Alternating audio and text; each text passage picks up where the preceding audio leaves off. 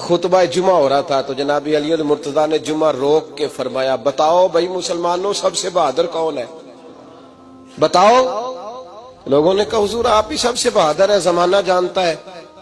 تو جناب علی رو پڑے، فرمانے لگے نہیں میں تمہیں بتاتا ہوں بہادر کون ہے، میں بتاتا ہوں کون ہے۔ میں جب اللہ مجھے توفیق دیتا ہے نا، میں حرم کعبہ جاتا ہوں تو میں جب خانہ کعبہ کے پاس بیٹھتا ہوں نا تو میں یہ والی حدیث یاد کرتا ہوں، یہ روایت میری آنکھوں کے سامنے آتی ہے، اس کو میں اپنے ذہن میں حاشیہ خیال میں لاتا ہوں۔ جناب علی المرتضیٰ فرمانے لگے میں بتاتا ہوں بہادر کون ہے۔ جناب کون ہے؟ فرمانے لگے ایک دن ایسا بھی آیا کہ مکے کے سارے سردار کٹھے ہو کے محبوب پاک پہ حملہ کرنے لگے، حضور کو گرا لیا نبی پاک۔ میٹھائی کھانا صرف سنت نہیں، پتھر کھانا بھی سنت ہے، صرف حلوہ کھانا سنت نہیں، پتھر کھانا بھی اس سنت کو بھی ادا کرنا۔ کہتے ہیں تھوڑے سے میٹھے چاول بھی کھا لو، کھانے کے ساتھ سنت ہے۔ میں نے کہا بھائی کبھی کبھی پتھر کھانا بھی سنت ہے، اس پر بھی توجہ کریں، اس کا بھی تھوڑا خیال فرمائیں۔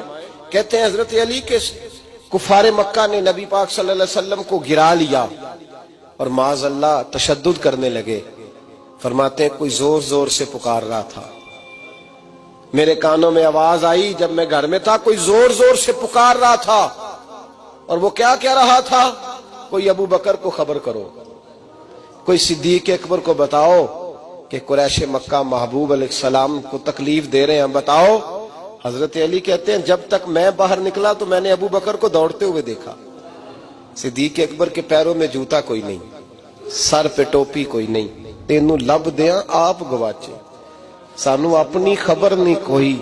کہتے ہیں بھاگتے جا رہے ہیں، اور پھر جب صدیق اکبر پہنچے تو میں دوڑا آ رہا تھا اور منظر دیکھ بھی رہا تھا کہ ابو بکر صدیق نے ایک کافر کو ادھر پھینکا، دوسرے کو ادھر پھینکا، تیسرے کو ادھر، اور ساتھ ساتھ فرماتے جا رہے ہیں ظالموں اسے مارتے ہو جو تمہیں جنت کا راستہ دکھاتا ہے، ظالموں ان پر تشدد کرتے ہو جو تمہیں جہنم سے بچاتے ہیں، جو تمہیں اللہ کا قرب دیتے ہیں، جو تمہیں دنیا کی آزمائشوں سے بچانے آئے۔ کہتے ہیں جب جناب صدیق اکبر نے دیکھا کہ پیچھے نہیں ہٹ رہے، بڑا مشکل کام نہیں کسی کے حصے کی مار کھانا، دین کا نام لے کے اپنا قد اونچا کرنا بڑا آسان ہے، لیکن 4 اینٹیں اٹھا کے کسی مسجد میں لگانی پڑ جائیں تو لوگوں کی شان میں کمی آتی ہے معاذ اللہ۔ جناب ابو بکر صدیق رضی اللہ تعالیٰ عنہ حضور کے اوپر لیٹ گئے، اور مولا علی فرماتے ہیں نبی پاک کے حصے کی ساری مار ابو بکر صدیق نے کھائی، اور اتنی مار کھائی کہ بے ہوش ہو گئے۔ ان کے قبیلے کے لوگ آئے، اٹھایا، اور قبیلے کے ایک شخص نے کہا قریش مکہ یاد رکھنا اگر ابو بکر کو کچھ ہوا تو تمہیں بدلہ دینا پڑے گا۔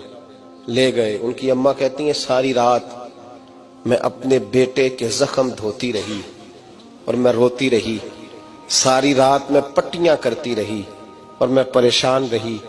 برادری ساری کٹھی تھی کہ ابو بکر کو ہوش آئے اور وہ بتائیں کون کون شامل تھا تو ہم بدلے کی کوشش کریں۔